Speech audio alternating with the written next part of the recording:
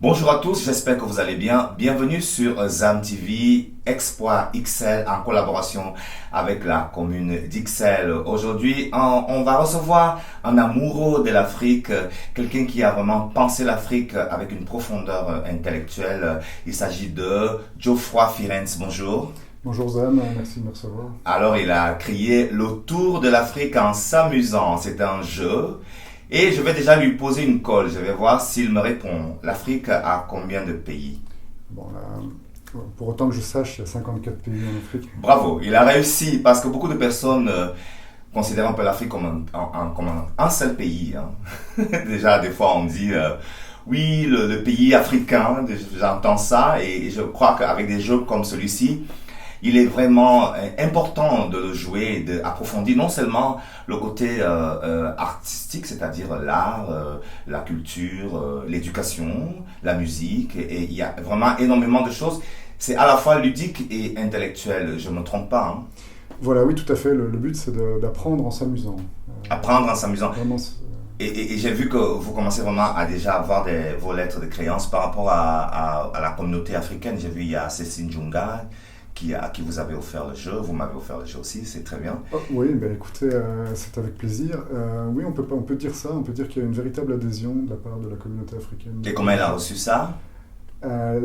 Favorablement dans l'ensemble, parce que il y a une demande de la part de toute la communauté pour faire reconnaître et la culture et les notions culturelles, historiques aussi énormément, et mettre en lumière les curiosités et les beautés de l'Afrique. Et pourquoi l'Afrique? Comment t'es venue l'idée comme ça? Alors, très rapidement, l'Afrique, parce que j'ai des grands-parents qui y ont vécu, un grand-père qui a énormément voyagé, un papa qui est né. Et donc, ces récits de voyage ont bercé mon enfance. J'ai entendu parler d'Afrique, on m'a parlé d'une vision de l'Afrique, d'un amour, d'un intérêt pour l'Afrique depuis que je suis tout petit.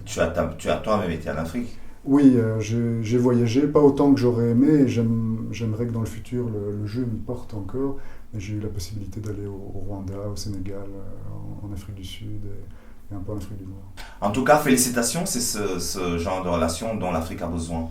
De communiquer comme ça équitablement, avec un rapport juste avec les autres cultures, avec tout ce qui se passe aujourd'hui par rapport au mouvement de Black Matters.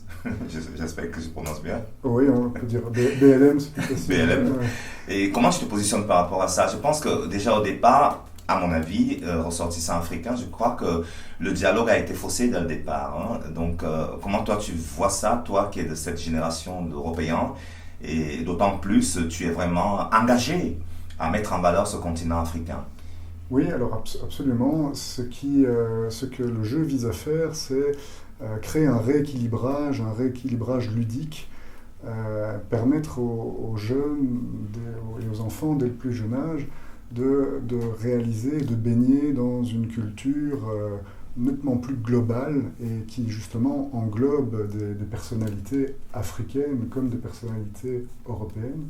Quoique maintenant on assiste à un mélange au XXIe siècle, mais pas le siècle précédent, pour qu'il n'y ait pas d'histoire plus importante, enfin qu'il n'y ait pas une histoire plus importante qu'une autre.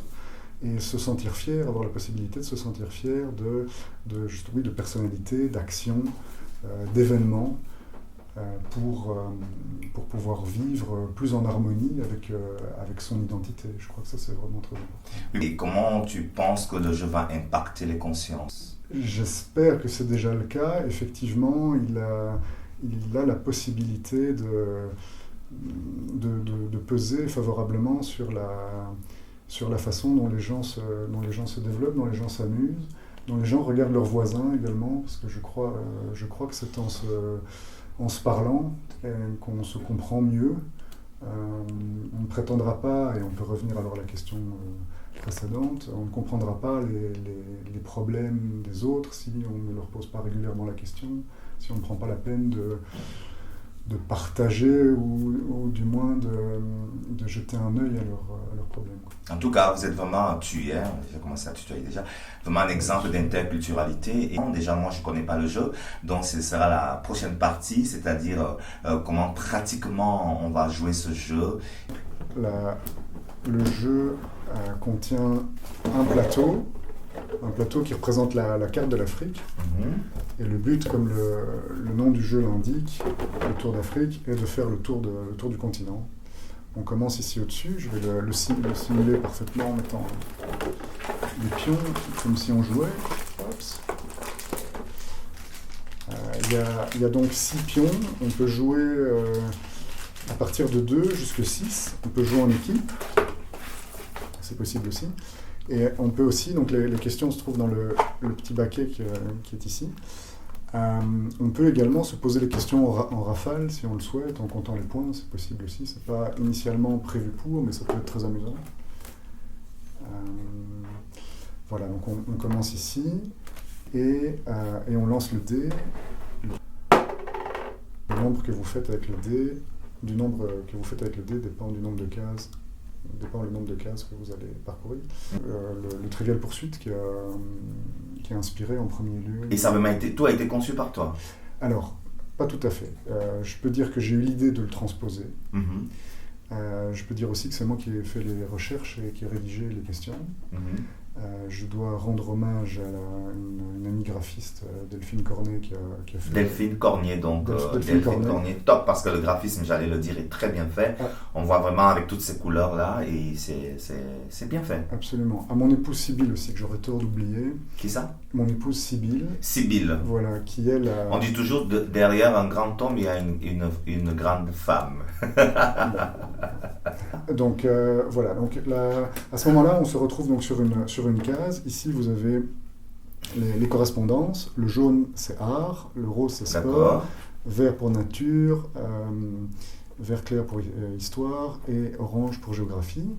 Et donc, en fonction de ça, vous allez aller piocher une carte et poser la question.